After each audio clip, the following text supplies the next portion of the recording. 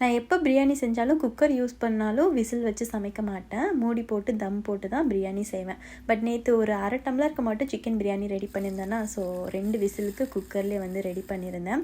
எண்ணெயில் கொஞ்சம் சோம்பும் பே லீஃபும் போட்டுட்டு கட் பண்ணி வச்சுருக்க பெரிய வெங்காயம் சேர்த்து நல்லா வதங்கினதும் ஹோல் ஸ்பைசஸ்லாம் அரைச்சி வச்சுருப்பேன். ஸோ அந்த பவுடரில் கொஞ்சம் புதினா, தக்காளி, பச்சை மிளகாய், இஞ்சி பூண்டு பேஸ்ட்டு எல்லாம் சேர்த்து நல்லா வதக்கிட்டு வாஷ் பண்ண சிக்கன் சேர்த்து அது கூட வெறும் மிளகாய்த்தூள், உப்பு, தயிர் இதெல்லாம் சேர்த்து நல்லா மிக்ஸ் பண்ணி விட்டுட்டேன்.